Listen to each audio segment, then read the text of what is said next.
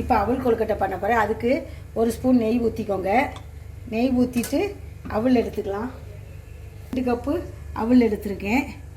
இதை வந்து இதில் போட்டு வறுத்து எடுத்துடலாம்.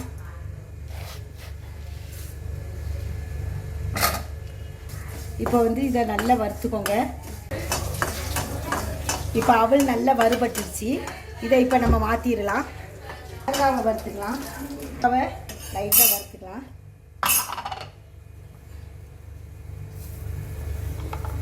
தேங்காய் ஒரு 2 ஸ்பூன் போடுங்க.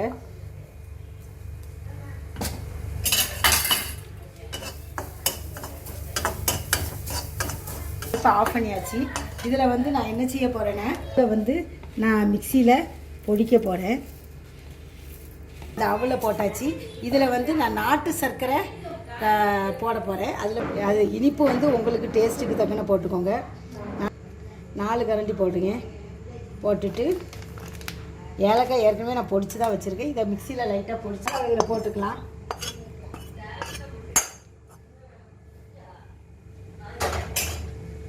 வந்து நீங்கள் வந்து இதை இப்போ கலந்து விட்டுக்கோங்க. கலந்து விட்டுட்டு கொஞ்சம் ஏலக்காய் போட்டுக்கோங்க. ஏலக்காய் கொஞ்சம் போட்டுக்கோங்க. கொஞ்சம் சுக்கு போட்டுக்கோங்க.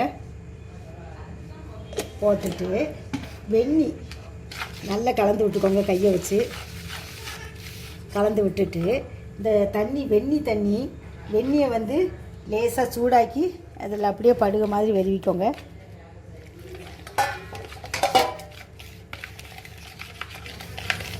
இப்படி இருக்கட்டும். இது கொஞ்சம் வந்து ஊறின பிறகு நம்ம உருண்டை பிடிச்சிடலாம். இப்படி இருக்கட்டும். இந்த மாதிரி பதத்தில் வைங்க. என்ன பாருங்கள், வெந்நியை விட்டு வருவுங்க. வெந்நியை விட்டு வருவுனா போதும். இது அப்படியே இருக்கட்டும்.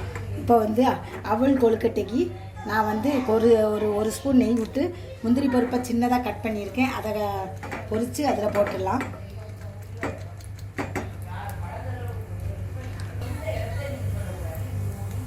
இது வந்து இதில் ஊற்றிடலாம்.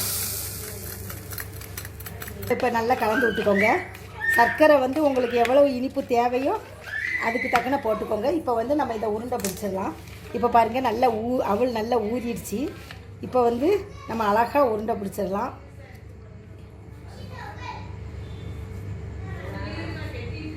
அவல் கொழுக்கட்டை வந்து ரொம்ப நல்லாயிருக்கும். சாஃப்டாக இருக்கும். அது மட்டும் இல்லை, சாப்பிட்றதுக்கும் ரொம்ப டேஸ்ட்டாக இருக்கும். நான் ஃபுல்லாக உருட்டி வச்சுட்டு உங்கள்கிட்ட காமிக்கிறேன். நான் சொன்ன மெத்தட் படியே நீங்கள் பண்ணுங்கள். இப்போ இதை வந்து நம்ம வேக வச்சிடலாம். இப்போ நான் உருட்டி இட்லி தட்டில் வேக வைக்க போகிறேன். வேக வச்சு நம்ம அதை எடுத்துடலாம். ஒரு 5-10 நிமிஷம் தான் வேகணும். ரொம்ப நேரம் வந்து கார கொழுக்கட்டை பண்ண போகிறேன். இது வந்து கொஞ்சம் வித்தியாசமாக இருக்கும். காராமணியெல்லாம் போட்டு பண்ணணும். கடுகு போட்டுட்டேன். கொஞ்சம் உளுந்தம்பருப்பு போட்டுக்கோங்க. கொஞ்சம் கடலைப்பருப்பு, கொஞ்சம் காயம், பெருங்காயம் போட்டுக்கோங்க.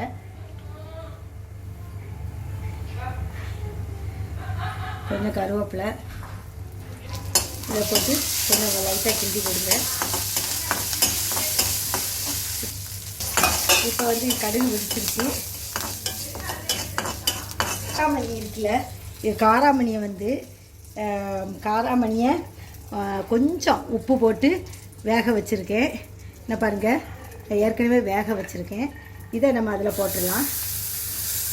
கொஞ்சம் போட்டால் போதும். போட்டு ஒரு கிண்டு கொடுங்க.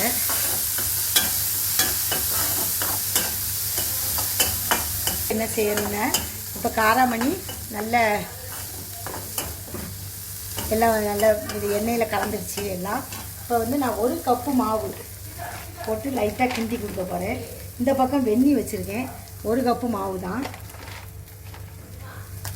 அரிசி மாவு. இது வந்து நம்ம கடையில் வாங்கின மாவு தான். இதை வந்து நான் இப்படி லைட்டாக கிண்ட போகிறேன். இந்த தேவைக்கு உப்பு போட்டுக்கோங்க. காராமணியில் உப்பு இருக்கும், அதனால் லைட்டாக போட்டுக்கோங்க. இது கொஞ்சம் வித்தியாசமான ஒரு கொழுக்கட்டை. வந்து நீங்கள் தனிப்பட ரோஸ்ட் பண்ணிவிட்டு அந்த மாவில் கூட இதை கலந்துக்கலாம். இப்படியும் பண்ணலாம். இப்படி பண்ணி நான் அடுப்பை ஆஃப் பண்ணியாச்சு. அடுப்பை ஆஃப் பண்ணிட்டேன். இப்போ இது கொஞ்சம் ஆறட்டும், இந்த வெந்நி கொதிக்கட்டும். இப்போ இந்த அடுப்பில் நான் வெந்நி வச்சுருக்கேன், இது கொதிக்கட்டும். அதுக்கிடையில் நம்ம வந்து அவல் கொழுக்கட்டை எப்படி இருக்குன்னு பார்க்கலாம். இப்போ அவல் கொழுக்கட்டை நல்லா வெந்தாச்சு. இதை இப்போ நம்ம வந்து ஒரு பாத்திரத்துக்கு மாற்றிடலாம். இதை கூட நீங்கள் வந்து விநாயகருக்கு படைக்கலாம். இது ரெடி ஆகிடுச்சு அவல் கொழுக்கட்டை. இப்போ இந்த சைடு தண்ணி கொதிச்சிட்ருக்கு. இதுக்கு வந்து நீங்கள் வத்தல் பொடி கொஞ்சம் போட்டுக்கோங்க, தேவைன்னா போட்டுக்கோங்க. நல்ல மிளகு பொடி கூட நல்ல மிளகை நுணுக்கி போடலாம். நான் பிள்ளைங்க சாப்பிட்றதுனால கொஞ்சம் தான் போட்டேன். காரம் போடாமலும் போடலாம். இப்போ தண்ணி நல்லா கொதிச்சிருச்சு. இதை வந்து நம்ம இதில் விட்டு கிண்டிடலாம். கொஞ்சம் கொஞ்சமாக விட்டு கிண்டலாம்.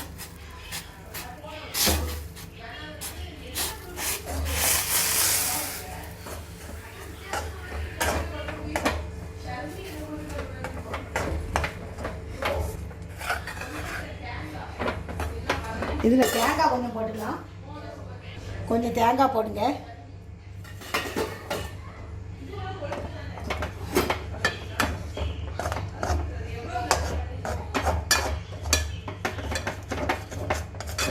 பாருங்க, இப்போ வந்து இது நல்லா அழகாக வந்துருச்சு. கையில் ஒட்டவே இல்லை. இந்த மாதிரி ஒட்டாமல் இருக்கும்போது நம்ம வந்து அடுப்பை ஆஃப் பண்ணியாச்சுன்னா காரக்கொழுக்கட்டை ஆரியாச்சி மாவு. நம்ம இதை வந்து இப்போ உருண்டை பிடிச்சிடலாம். இதில் வந்து நீங்கள் வத்தல் பொடிக்கு பதில் சின்ன பச்சை மிளகாவை நறுக்கி போட்டுக்கலாம், வெங்காயம் போட்டுக்கலாம், அதுக்கப்புறம் இந்த கடலைப்பருப்பு கூட போட்டுக்கலாம். எல்லாம் போட்டு கடலைப்பருப்புலாம் நான் போட்டிருக்கேன். பெரும்பயிறு உங்களுக்கு வேண்டாட்டா நீங்கள் போட வேண்டாம். இப்போ காரக்கொழுக்கட்டையே நான் வச்சாச்சு. இட்லி தட்டில் ஒரு துணி போட்டு வைங்க. இப்போ மூடி எடுத்து மூடிடலாம். இந்த காரக்கொழுக்கட்டை ரெடி ஆயாச்சு. இது இப்போ நல்லா வெந்தாச்சு.